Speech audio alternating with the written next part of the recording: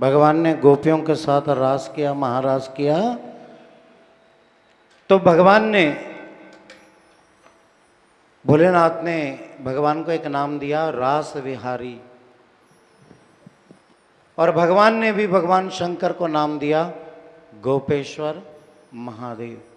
बोलिए गोपेश्वर महादेव की जय। बोलिए श्री रास विहारी लाल की जय। तो गोपियों के मान का मर्दन करने के बाद सुखदेव जी कहते हैं, हे राजा परीक्षित, भागवत का रस यही है।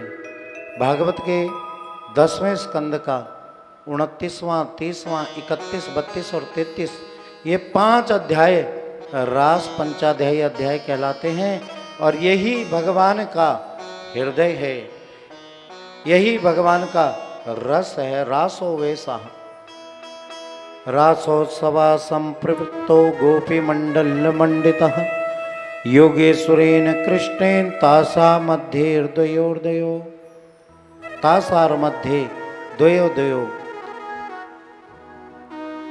इस प्रकार से भगवान ने रास किया, महारास किया।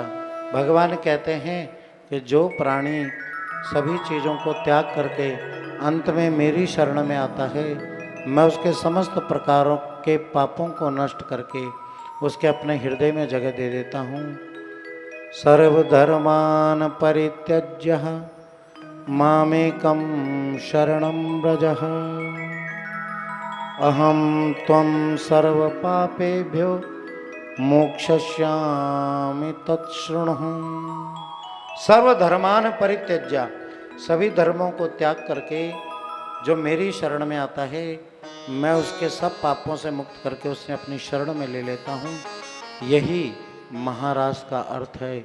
जब जीव ब्रह्म में समा जाए, भगवान की मर्यादा भक्त के लिए और भक्त की मर्यादा भगवान के लिए समाप्त हो जाएं और दोनों मर्यादा से एक दूसरे में मिलित हो जाएं, जीव ब्रह्म में और ब्रह्म जीव में, इसे ही हे राजा परीक्षित महारास कहते हैं। 9 वर्ष के भगवान श्री कृष्ण ने गोपियों को पति रूप में दर्शन दे करके गोपियों के साथ महारास किया। आगे चल करके आज भगवान 10.5 वर्ष के हो गए और 10.5 वर्ष के जब भगवान हुए तो आज कंस को नारद जी ने अपने महल में बेसुध बैठे हुए देखा। तो नारद जी आए और नारद जी ने कंस से कहा कि कंस, तुम्हें कुछ याद है? कंस ने कहा, क्या देव ऋषि, आप स्पष्ट कहिए ना। तो नारद जी बोले कि हे कंस, याद है आज से 10.5 वर्ष पहले एक आकाशवाणी हुई थी, देवकी का 8वां गर्भ ही तुम्हारा काल है और तुम निश्चिंत होकर के बैठे हो।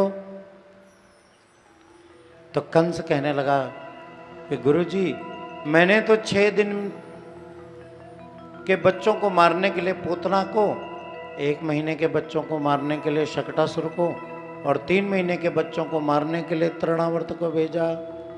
अब तक तो मेरा काल नष्ट हो चुका होगा। लेकिन नारद जी ने आज बता दिया कि जिसको तुम अपने काल को नष्ट हुआ समझ रहे हो, वो नष्ट नहीं हुआ है। तुम्हें संदेह है कि देवकी का पुत्र कोई और नहीं, ब्रजमंडल का कृष्ण ही है। अभी तो तुम्हें संदेह है कंस, लेकिन ये संदेह सच है, देवकी का 8वां पुत्र श्री कृष्ण ही है। इतना कह करके कंस के महल से नारद जी गए और सीधा गए ब्रजमंडल में। भगवान ग्वाल बालों के साथ में गया बछड़ा चरा करके अपने घर की ओर वापिस आ रहे हैं। नारद जी की भेंट भगवान से हुई। भगवान बोले, नारद जी, कंस के महल में होकर आए हो ना? कंस के महल में गए थे ना? बोला, हाँ गया तो था। बोला, क्या बोलकर आए कंस को? लड़ाई का मंत्र पढ़ा करके आ गए। बोला प्रभु क्या करें, आप तो गैया बछड़ों में इतने मस्त हो गए कि आप भूल गए कि आपका जन्म किस कार्य के लिए हुआ है, आपका जन्म किस प्रयोजन को पूर्ण करने के लिए हुआ है। इसलिए मुझे मजबूरन यह काम करना पड़ा। अब कंस को जब पता लगा कि कृष्ण ही मेरा काल है, तो रात भर कंस को आज नींद नहीं आई। और जब नींद नहीं आई तो 2 बजे ही अपने सैनिकों को भेजा और अक्रूर जी को बुलावा भेजा। सैनिक रात को गए और अक्रूर जी के दरवाजे पर खटखटा करके अक्रूर जी को बोला कि तुम्हें महाराज कंस ने तुरंत तत्काल याद किया है। कि अक्रूर अपि च तारात्रि मधुरपुर्या महामतिः उषित्वा रसमास्थाया प्रययो नंद गोकुलम। किं मया चरित्रं भद्रं किं तप्ता परमं तपः किं वादाप्यर्थे दत्तं यद्द्रक्षां यद् केशवम्। अक्रूर जी आधी रात में कंस के पास आए और कंस ने अक्रूर से कहा कि अक्रूर तुम तुरंत ब्रजमंडल में जाओ और जो नंद के बड़ा बेटा बलराम और छोटा बेटा कृष्ण है उनको बहला फुसला करके मथुरा लेकर आओ। कहना कि मथुरा में तुम्हारे मामा ने एक यज्ञ किया है जिसमें बड़े बड़े पराक्रमी अपने पराक्रम का परिचय देंगे, उसमें तुम दोनों को भी तुम्हारे मामा जी ने निमंत्रण दिया है। अक्रूर जी ने कहा ये काम महाराज आप सुबह भी तो कह सकते थे। बोला अक्रूर तुम्हें जो आज्ञा है तुम तुरंत वो करो, अगर तुम ऐसा करने में असमर्थ रहे तो कल का सूर्य नहीं देख पाओगे। अब अक्रूर जी के लिए बड़ा धर्म संकट हो गया, एक अपने प्राण खतरे में है और एक कृष्ण बलराम के प्राण खतरे में। सोचने लगे जो होगा देखा जाएगा, चलो कृष्ण और बलराम का दर्शन तो होगा। अक्रूर जी घर गए, स्नान किया, भगवान को प्रणाम किया और आंखें नम आंखों से आंखों में अश्रु लिए ब्रजमंडल की ओर चले जा रहे हैं। ब्रजमंडल में अक्रूर जी पहुंचे हैं तो कृष्ण बलराम दौड़ करके आए हैं और प्रणाम किया है अक्रूर जी को। अभिवादनशीलस्य नित्यवृद्धोपसेविना चत्वारि तेषा वर्धन्ते आयु विद्या यशो बलम्। कृष्ण और बलराम ने अक्रूर जी को देख करके प्रणाम किया। ये होते हैं संस्कार। ये आप पंडित जी देख रहे हैं ना, जो ये यहाँ के नहीं है, ये वृंदावन से आए हैं। वृंदावन के कथावाचक यहाँ कथा करने के लिए आते हैं और हम वृंदावन जाकर के कथा सुनाते हैं। कल रात को ये बैठे थे मेरे पास, सबसे पहले कृष्ण और बलराम ने चरण स्पर्श करके प्रणाम किया। और अगर आप किसी को प्रणाम करते हो तो आप छोटे नहीं होते, आपकी 4 चीजें बढ़ती हैं, आयु, विद्या, यश और बल। चत्वारि तेषा वर्धन्ते आयुर्विद्या यशो बलम। बलराम जी पाटा लेकर आए बैठने के लिए। कृष्ण अपना दुपट्टा उतारा और उस पाटे को साफ करके उसके ऊपर दुपट्टा बिछा करके अक्रूर जी को बिठाया है। और आने का कारण पूछा तो अब अक्रूर जी क्या कहें, जो बात थी वो बता दी कि तुम्हारे मामा ने मथुरा में एक धनुष यज्ञ रखा है और उसमें आसपास के नगर से सभी नौजवानों को अपने बल का परिचय देने के लिए बुलाया है। सो मैं तुम दोनों के लिए लेने के लिए आया हूं, ऐसा कंस की आज्ञा है।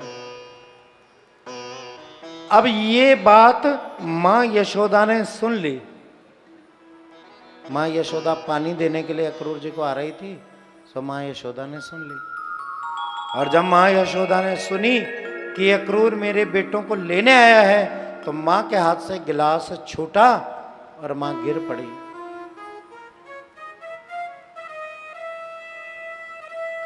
कृष्ण और बलराम दौड़ करके आए, मां को उठाया और पूछा कि मां क्या हुआ।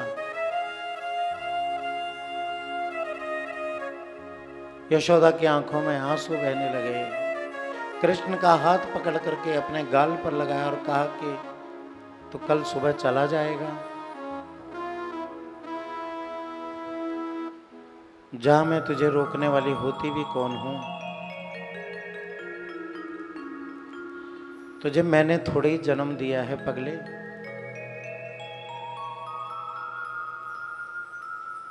तुझे तो देवकी ने जन्म दिया है, मैंने तो तुझे केवल पाला है। आज तो समझदार हो गया है, बड़ा हो गया है, तो जाना चाहता है ना, जा। लेकिन ये मुझसे झूठ मूठ की प्रीत क्यों लगाई। कन्हैया मां से चिपक गए और आज ठाकुर जी इतना रोए हैं, इतना रोए हैं कि मां का सिर ठाकुर जी की आंखों से भीग गया। मां, तू ही मेरी मां है, तेरे अलावा मेरी मां कोई नहीं है, मैं तुझसे अधिक प्रेम करता हूं। मां, किसने कहा तुझे कि मैं चला जाऊंगा, मैं तुझे छोड़ करके कहीं नहीं जाऊंगा।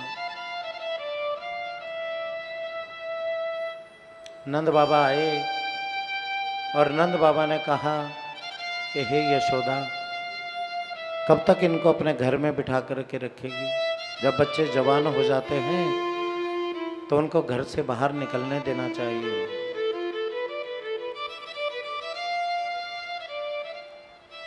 रात भर यशोदा और नंद रोते रहे।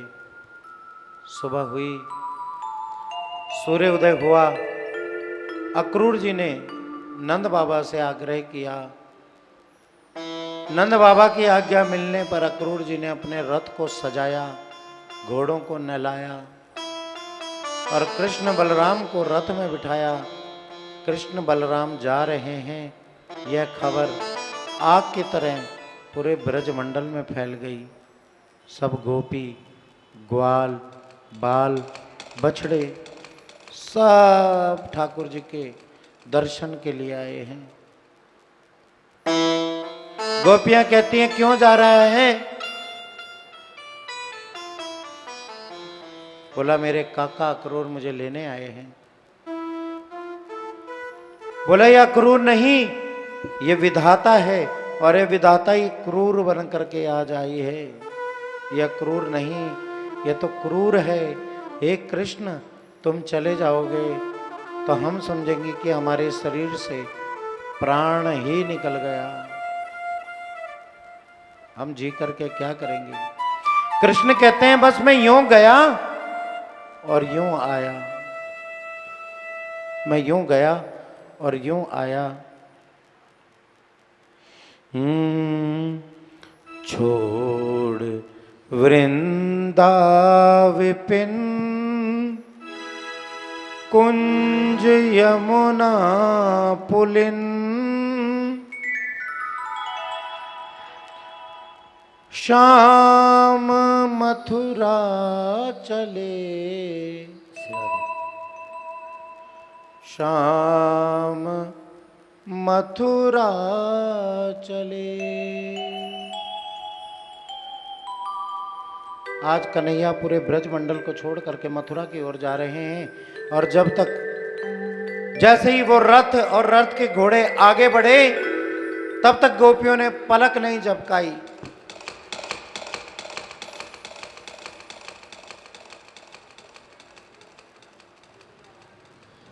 रथ बड़ी तेजी से बढ़ने लगा और जब तक रथ की ऊपर की जो पताका होती है वह दिखनी बंद नहीं हुई, तब तक गोपियों ने अपनी आंखों को बंद नहीं किया और जड़ होकर के, स्तब्ध होकर के वहीं बैठी रही। आगे चल करके जैसे ही प्रवेश मथुरा के द्वार पर हुआ, पीछे से नंद बाबा गए, अंदर प्रवेश हुआ तो सबसे पहले धोबी पर भगवान ने कृपा की। उसके बाद सुदामा नाम के माली पर कृपा की, उसके बाद दर्जी पर कृपा की। कलयुग में दर्जी पर भगवान की विशेष कृपा है। प्रेम से कहिए श्री राधे, भाव से कहिए श्री राधे। कलयुग में दर्जी को भगवान ने विशेष आशीर्वाद दिया, और बिल्कुल है, उतने का कपड़ा नहीं है जितनी आप सिलाई दे रहे हो, तो भगवान की कृपा है उस पर। प्रेम से कहिए श्री राधे, भाव से कहिए श्री राधे। सुदामा नाम के माली पर कृपा की, क्योंकि इसने भगवान को अपने बगीचे से चुन चुनकर सुंदर सुंदर फूलों का हार बनाया। अब ब्रजवासी के गले में माला भी डल गई, ब्रजवासी को सुंदर बगलबंदी भी पहनने को मिल गई।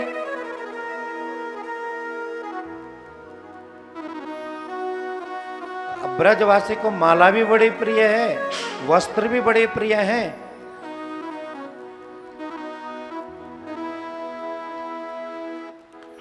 और ब्रजवासी को चंदन बड़ा प्रिय है। तो ग्वाल बाल कहने लगे कन्हैया सब ठीक है,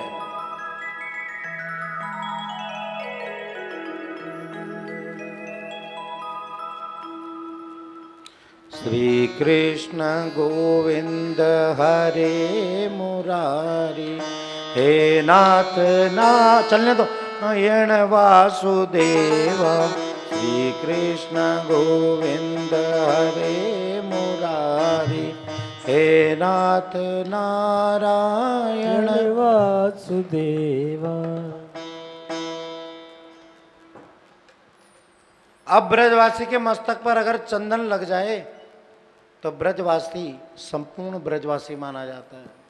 ग्वाल बाल कहने लगे कन्हैया सब कुछ ठीक है, सब बढ़िया है, लेकिन अगर हमारे मस्तक पर चंदन लग जाए तो सोने पर सुहागा हो जाए। तो कुबलिया पीड़ हाथी का उद्धार करने के बाद, चाणूर और मुष्टिक का उद्धार करने के बाद भगवान जब कंस के महल में प्रवेश करने लगे तो एक स्त्री है मथुरा में जिसका नाम है त्रिवक्रा, जिसका शरीर 3 जगह से मुड़ा हुआ है, जिसे आप कहते हैं कुब्जा। कुब्जा का शरीर 3 जगह से टेढ़ा है, पांव से, कमर से,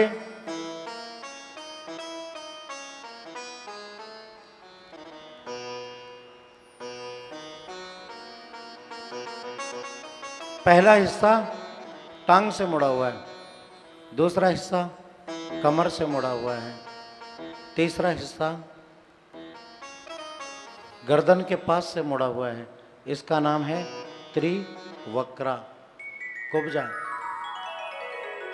ये इसका नियम था, ये रोज महाराज को, कंस को चंदन लगाने के लिए जाती थी।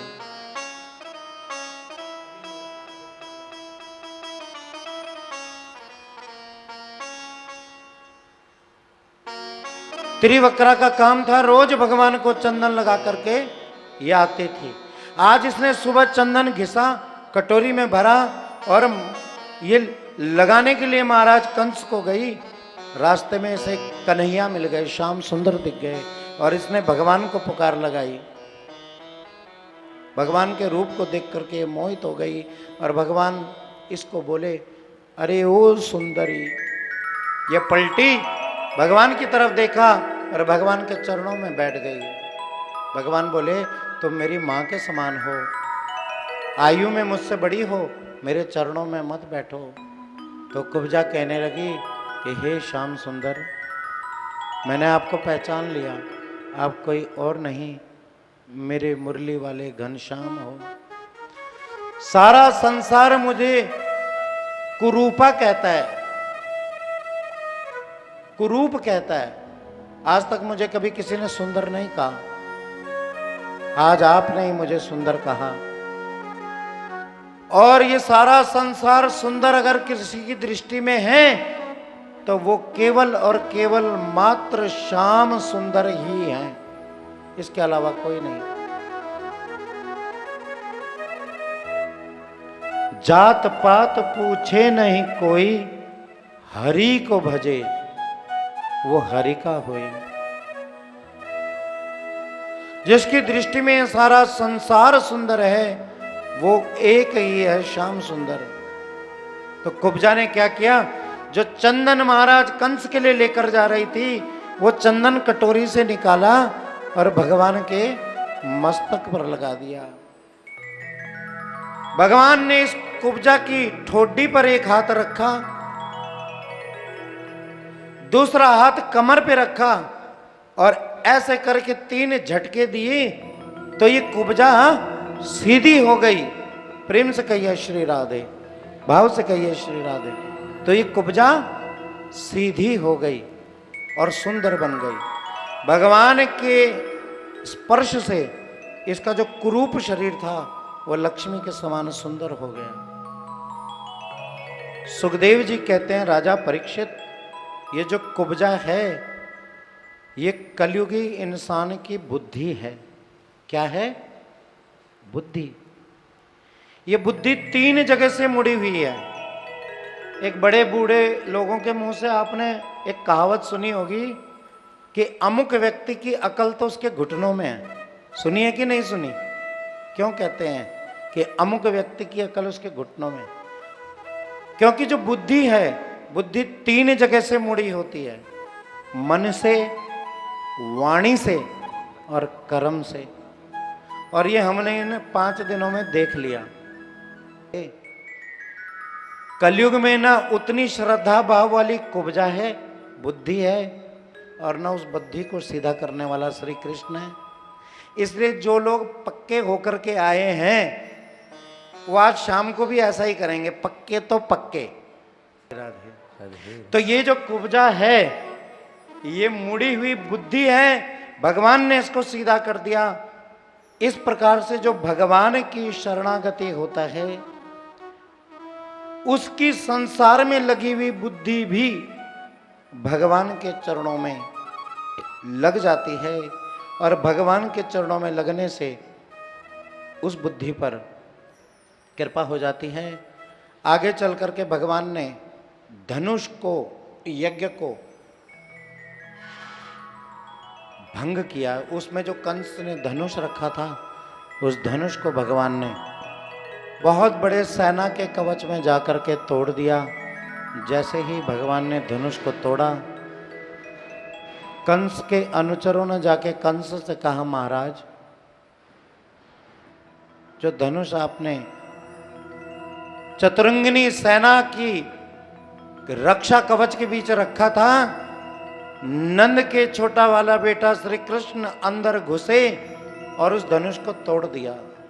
अब यहां पर कंस को एक बात याद आ गई कि भगवान शंकर ने जब मुझे ये धनुष दिया था तो भगवान शंकर ने कहा था कि हे कंस, जो इस धनुष को तोड़ेगा वो तुझे नहीं छोड़ेगा। आज कंस को बात याद आ गई।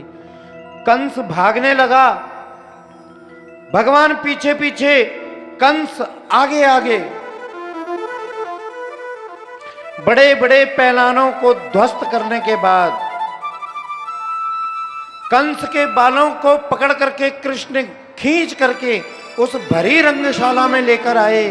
कृष्ण का कंस बोले, मुझे छोड़, मेरे केशों को छोड़। कृष्ण कहने लगे, याद कर उस दिन को जब तूने मेरी मां देवकी के भी केशों को इसी प्रकार से पकड़ा था, और उस दिन मेरी मां के भी यही शब्द थे कि भैया मुझे छोड़ दे। उस दिन तूने नहीं छोड़ा, आज मैं तुझे नहीं छोड़ूंगा। भरी रंगशाला में लेकर आए, अपने शरीर को बढ़ाया और 60 फुट के आसन से उस कंस को नीचे फेंका। उसके मुख से रक्त की धार बहने लगी, दिव्य पुंज निकला और भगवान श्री हरि के चरणों में विलीन हो गया।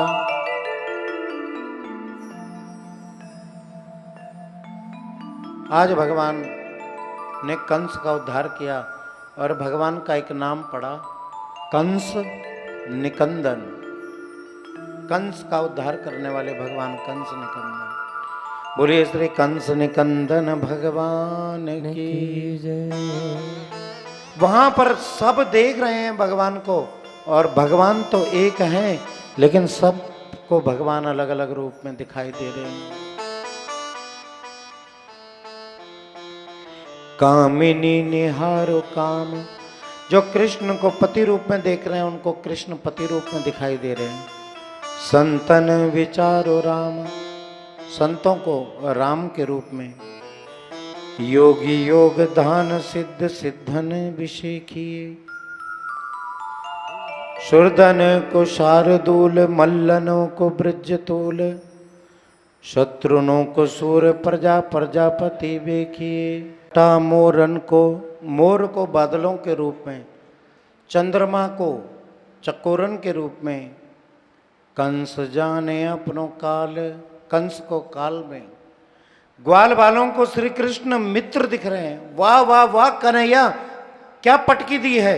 वही पटकी याद आ गई जो तूने पूतना को दी थी। कंस जाने अपनों काल, ग्वाल बाल जाने सका। एक नंदलाल है अनेक रूप देखिए। एक नंदलाल है अनेक रूप देखिए। जागी रही भावना जैसी, प्रभु मूरत देखी तिन तैसी। जिसके मन में भगवान के प्रति भाव है, भगवान सबको अपने अपने भावों के अनुसार दिख रहे हैं। आगे चल करके भगवान ने गुरुकुल गए, यज्ञोपवीत भगवान का कृष्ण और बलराम का हुआ। गुरु ग्रह पढ़न गए रघुराई, अल्पकाल सब विद्या पाई। 64 दिनों में भगवान ने 16 कलाएं और 64 विद्याओं को भगवान ने सीखा। उद्धव जी यहां पर भगवान की भेंट उद्धव जी से हुई है। उद्धव जी भगवान के समकक्ष हैं, मित्र हैं भगवान के। कंस को मारने के बाद श्री कृष्ण ने वसुदेव और देवकी को कारागृह से मुक्त किया और आज भगवान को मथुरा गए हुए अनेक वर्ष हो गए। आज भगवान गुमसुम बैठे हैं, उदास बैठे हैं। उद्धव जी आते हैं और उद्धव जी कहते हैं, मां न मुझे भूख लगती है न प्यास लगती है। हे उद्धव, ऐसा मेरा कृष्ण कहता है, तुम हम उम्र हो, तुम कृष्ण से पूछो। उद्धव जी जाते हैं, भगवान से पूछते हैं, प्रभु आजकल आप चुप चुप रहने लगे हो, दुखी दुखी रहने लगे हो, उदास उदास रहने लगे हो, क्या कारण है। भगवान कहते हैं, उद्धव उन गोपियों के दिल पे क्या गुजर रही होगी जिन गोपियों को मैं कहकर आया था कि मैं परसों आ जाऊंगा। भगवान की आंखों से झरझर करके आंसू बहने लगे।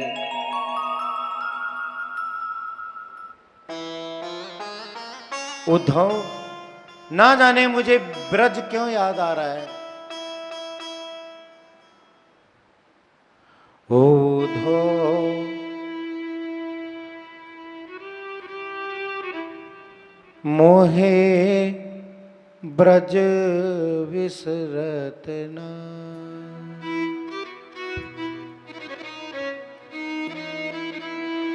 उद्धव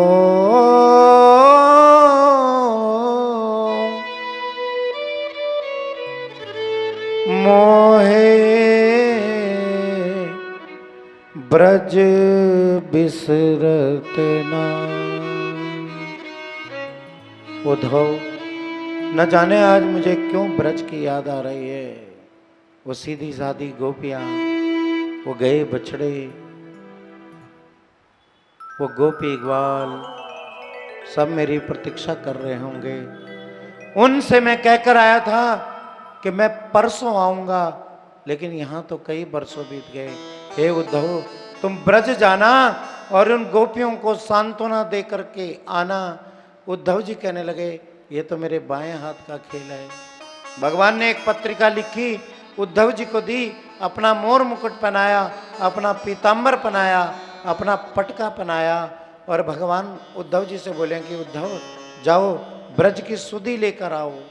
उद्धव जी जाने लगे।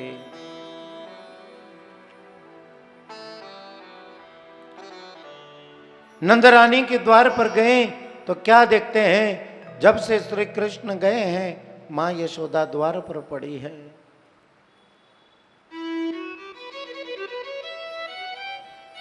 जो ग्वाला जहाँ था वहीं खड़ा है, सब जड़ बन गए।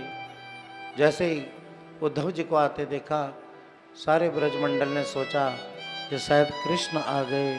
वही रूप, वही मोर मुकुट, वही पीतांबर।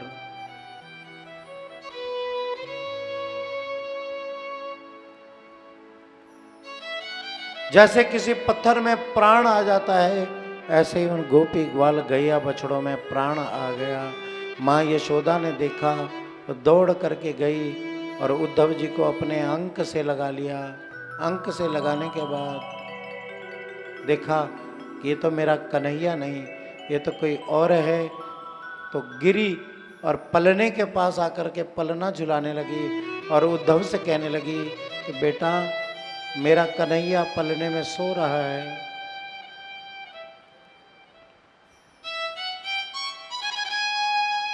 माँ, तेरे कन्हैया ने तुझे बहुत याद किया है। मैं तेरे कन्हैया का तेरे लिए संदेश लेकर आया हूँ।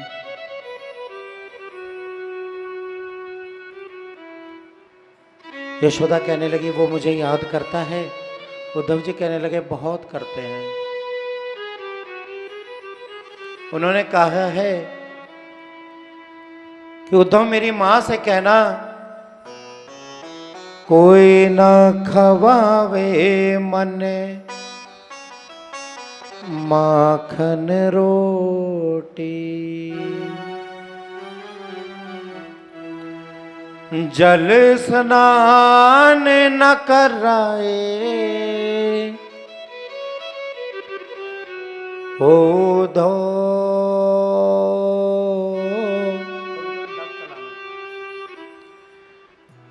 मैया ते जा कहियो,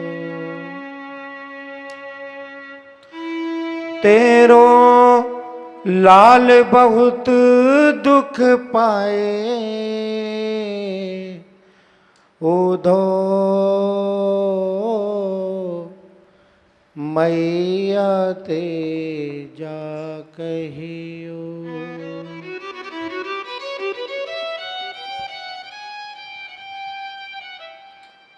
कोई ना खवावे मन माखन रोटी,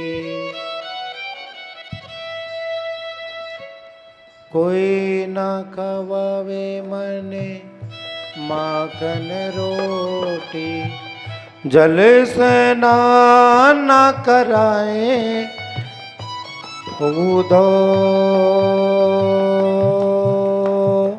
मैया ते जा कहियो। माँ यशोदा रोने लगी।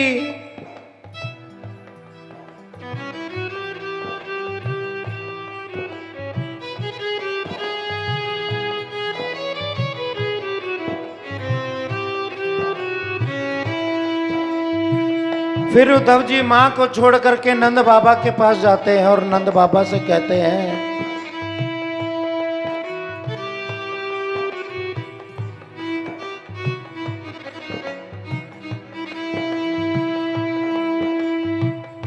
बाबा नंद अंगुरिया गेही गेही, पावन चलन सिखायो। कि नंद बाबा, कृष्ण को वो पल आज भी याद है जब तुमने उसकी अंगुली पकड़ करके उस कन्हैया को चलना सिखाया। और जब कृष्ण थक जाते थे तो उन्हें कंधे पर बिठा लेते थे। नंद बाबा की आंखों से झरझर करके आंसू बहने लगे। फिर गोपियों के पास उद्धव जी जाते हैं और गोपियों से कहते हैं कि जिनको तुम याद कर रही हो वो तो ब्रह्म है।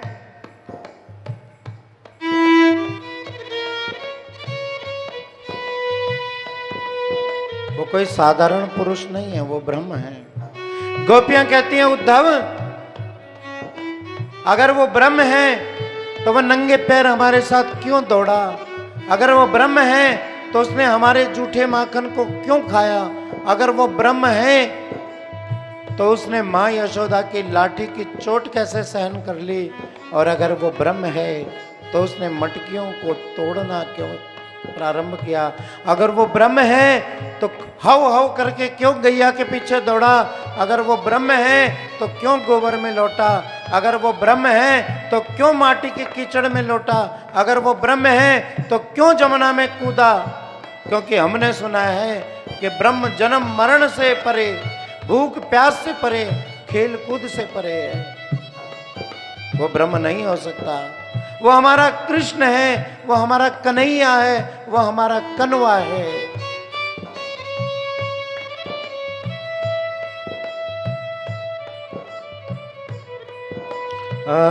गोपी आके देह उलाहना, निक चित से लगायो,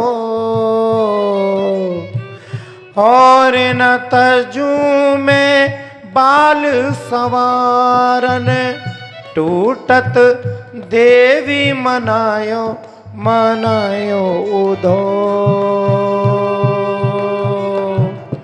गोपिन तेजा कहियो, तेरो श्याम बहुत दुख पावे उधो।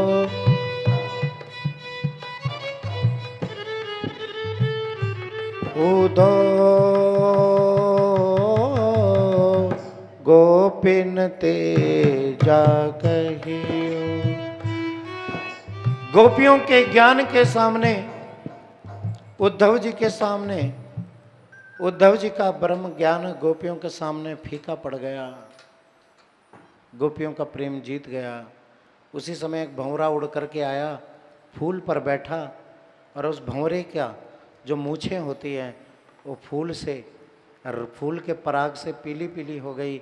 गोपियाँ उस भंवरे से कहती हैं, तुझ में और उस कृष्ण में कोई फर्क नहीं, तुम दोनों के दोनों काले हो और बाहर से ही काले नहीं हो। तू तो बाहर से काला है, लेकिन वो जो मथुरा जा कर के बैठ गया वो अंदर से भी काला है। कहकर गया था कि आऊंगा परसों, जमुना पे बैठे बैठे बीत गए बरसों, अब तक नहीं आया वो।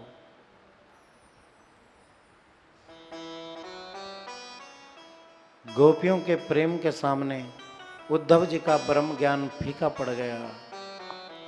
गोपियां कहते हैं, उद्धव जा रहा है ना, चिट्ठी लेकर के आया तो एक चिट्ठी हमारी भी लेकर जा, और उसको जाकर के कहना कि तेरा कसूर नहीं है, गलती हमारी है जो हमने तेरे से चित्त लगाया। कि प्रीत मोहन से की इस भरोसे पे की, 4 दिन जिंदगी के गुजर जाएंगे, 4 दिन जिंदगी के गुजर जाएंगे। प्रीत मोहन से की इस भरोसे पे की, प्रीत मोहन से की इस भरोसे पे की, 4 दिन जिंदगी के गुजर जाएंगे, 4 दिन जिंदगी के गुजर जाएंगे। क्या भरोसा था ये वक्त भी आएगा, क्या भरोसा था ये वक्त भी आएगा, क्या भरोसा था ये वक्त भी आएगा, क्या भरोसा था ये वक्त भी आएगा। वादा कर के वो हम से मुकर जाएंगे, वादा कर के वो हम से मुकर जाएंगे। प्रीत मोहन की इस भरोसे पे की।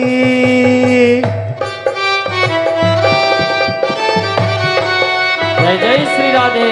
श्री राधे। मोरन को मोर को बादलों के रूप में, चंद्रमा को चकोरन के रूप में, कंस जाने अपनों काल, कंस को काल में, ग्वाल बालों को श्री कृष्ण मित्र दिख रहे हैं। वाह वाह वाह कन्हैया, क्या पटकी दी है। वही पटकी याद आ गई जो तूने पूतना को दी थी। कंस जाने अपनों काल, ग्वाल बाल जाने सका, एक नंदलाल है अनेक रूप देखिए, एक नंदलाल है अनेक रूप देखिए, जाकी रही भावना जैसी, प्रभु मूरत देखी तिन तैसी। जिसके मन में भगवान के प्रति भाव है, भगवान सबको अपने अपने भावों के अनुसार दिख रहे हैं। आगे चल करके भगवान ने गुरुकुल गए, यज्ञोपवीत भगवान का कृष्ण और बलराम का हुआ। गुरु ग्रह पढ़न गए रघुराई, अल्पकाल सब विद्या पाई।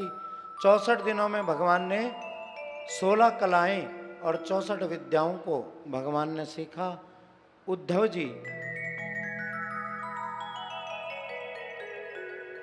यहां पर भगवान की भेंट उद्धव जी से हुई है। उद्धव जी भगवान के समकक्ष हैं, मित्र हैं भगवान के। कंस को मारने के बाद श्री कृष्ण ने वसुदेव और देवकी को कारागृह से मुक्त किया और आज भगवान को मथुरा गए हुए अनेक वर्ष हो गए। आज भगवान गुमसुम बैठे हैं, उदास बैठे हैं। उद्धव जी आते हैं और उद्धव जी कहते हैं, मां न मुझे भूख लगती है, न प्यास लगती है। हे उद्धव, ऐसा मेरा कृष्ण कहता है, तुम हम उम्र हो, तुम कृष्ण से पूछो। उद्धव जी जाते हैं, भगवान से पूछते हैं, प्रभु आजकल आप चुप चुप रहने लगे हो, दुखी दुखी रहने लगे हो, उदास उदास रहने लगे हो, क्या कारण है। भगवान कहते हैं, उद्धव उन गोपियों के दिल पे क्या गुजर रही होगी जिन गोपियों को मैं कहकर आया था कि मैं परसों आ जाऊंगा। भगवान की आंखों से झरझर करके आंसू बहने लगे।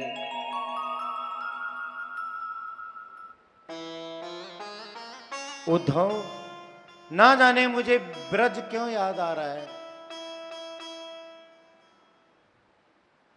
उद्धव मोहे ब्रज विसरत ना,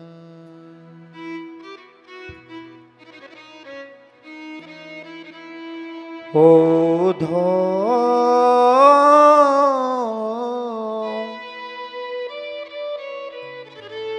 मोहे ब्रज बिसरत ना। उद्धव, न जाने आज मुझे क्यों ब्रज की याद आ रही है। वो सीधी सादी गोपियां, वो गए बछड़े, वो गोपी ग्वाल सब मेरी प्रतीक्षा कर रहे होंगे। उनसे मैं कहकर आया था कि मैं परसों आऊंगा, लेकिन यहां तो कई बरसों बीत गए। हे उद्धव, तुम ब्रज जाना और उन गोपियों को सांत्वना दे करके आना। उद्धव जी कहने लगे, ये तो मेरे बाएं हाथ का खेल है।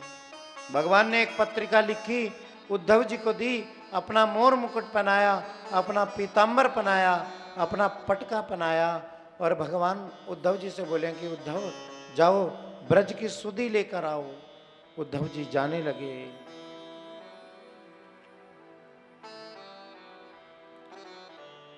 नंदरानी के द्वार पर गए तो क्या देखते हैं, जब से श्री कृष्ण गए हैं मां यशोदा द्वार पर पड़ी है।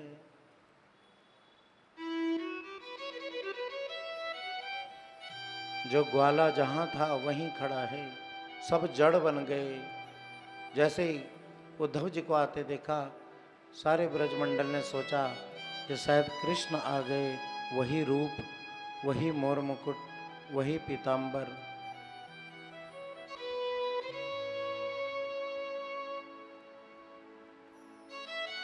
जैसे किसी पत्थर में प्राण आ जाता है, ऐसे ही उन गोपी ग्वाल गैया बछड़ों में प्राण आ गया। माँ यशोदा ने देखा तो दौड़ करके गई और उद्धव जी को अपने अंक से लगा लिया। अंक से लगाने के बाद देखा कि ये तो मेरा कन्हैया नहीं, ये तो कोई और है। तो गिरी और पलने के पास आकर के पलना झुलाने लगी और उद्धव से कहने लगी कि बेटा मेरा कन्हैया पलने में सो रहा है।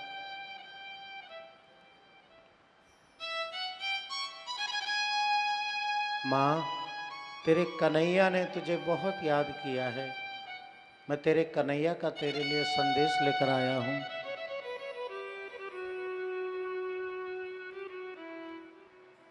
यशोदा कहने लगी वो मुझे याद करता है।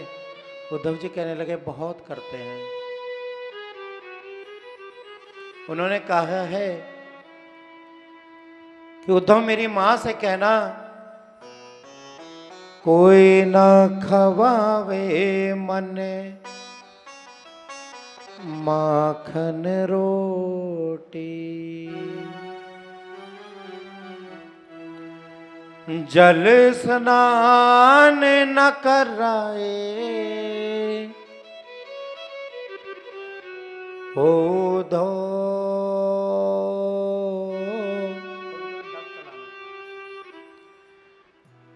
मैया ते जा कहियो तेरो लाल बहुत दुख पाए उद्धव मैया ते जा कहियो।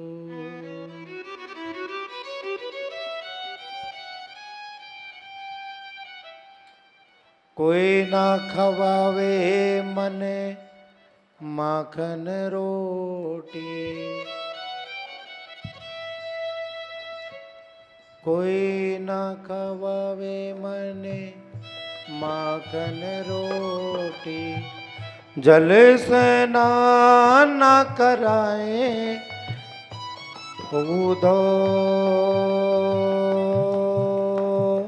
मैया ते जा कहियो। माँ यशोदा रोने लगी।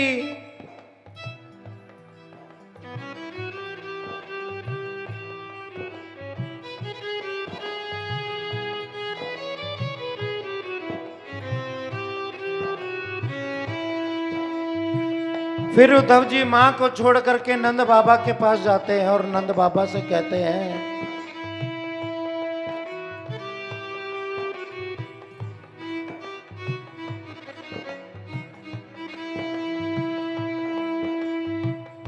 बाबा नंद अंगुरिया गेही गेही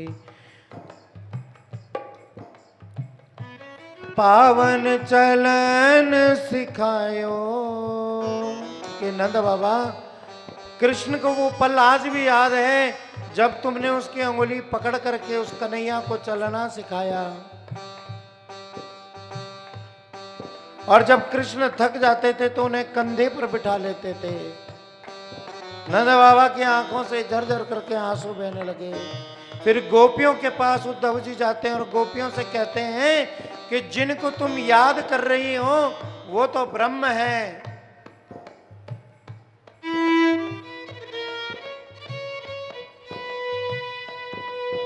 वो कोई साधारण पुरुष नहीं है, वो ब्रह्म है। गोपियां कहती हैं उद्धव अगर वो ब्रह्म है तो वह नंगे पैर हमारे साथ क्यों दौड़ा? अगर वो ब्रह्म है तो उसने हमारे जूठे माखन को क्यों खाया? अगर वो ब्रह्म है तो उसने माँ यशोदा की लाठी की चोट कैसे सहन कर ली? और अगर वो ब्रह्म है तो उसने मटकियों को तोड़ना क्यों प्रारंभ किया? अगर वो ब्रह्म है तो हव हव करके क्यों गैया के पीछे दौड़ा? अगर वो ब्रह्म है तो क्यों गोबर में लौटा? अगर वो ब्रह्म है तो क्यों माटी के कीचड़ में लौटा? अगर वो ब्रह्म है तो क्यों जमुना में कूदा? क्योंकि हमने सुना है कि ब्रह्म जन्म मरण से परे, भूख प्यास से परे, खेल कूद से परे है। वो ब्रह्म नहीं हो सकता। वो हमारा कृष्ण है, वो हमारा कन्हैया है, वो हमारा कनवा है।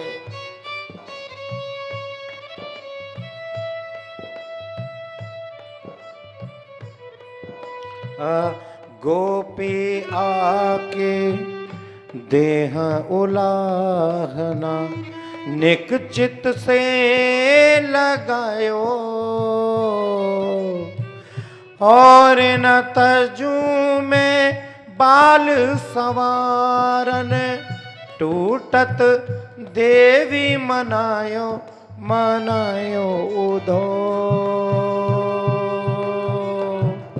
गोपिन ते जा कहियो तेरो श्याम बहुत दुख पावे उधो।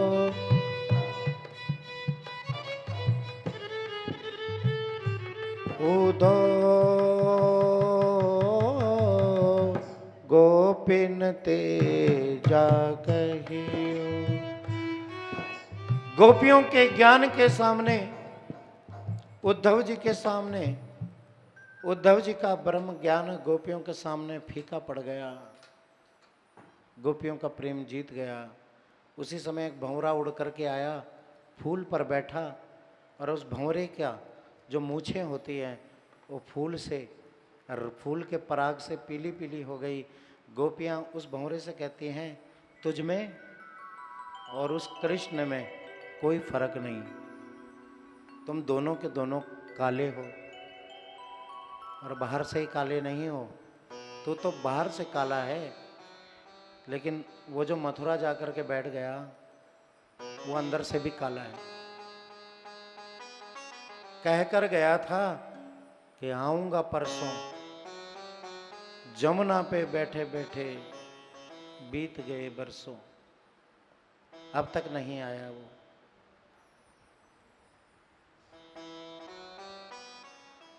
गोपियों के प्रेम के सामने उद्धव जी का ब्रह्म ज्ञान फीका पड़ गया। गोपियां कहते हैं उद्धव जा रहा है ना, चिट्ठी लेकर के आया तो एक चिट्ठी हमारी भी लेकर जा, और उसको जाकर के कहना कि तेरा कसूर नहीं है, गलती हमारी है जो हमने तेरे से चित्त लगाया। कि प्रीत मोहन से की इस भरोसे पे की, 4 दिन जिंदगी के गुजर जाएंगे, 4 दिन जिंदगी के गुजर जाएंगे। प्रीत मोहन से की इस भरोसे पे की, प्रीत मोहन से की इस भरोसे पे की, 4 दिन जिंदगी के गुजर जाएंगे, 4 दिन जिंदगी के गुजर जाएंगे। क्या भरोसा था ये वक्त भी आएगा, क्या भरोसा था ये वक्त भी आएगा, क्या भरोसा था ये वक्त भी आएगा, क्या भरोसा था ये वक्त भी आएगा। वादा कर के वो हम से मुकर जाएंगे, वादा कर के वो हम से मुकर जाएंगे। प्रीत मोहन की इस भरोसे पे की।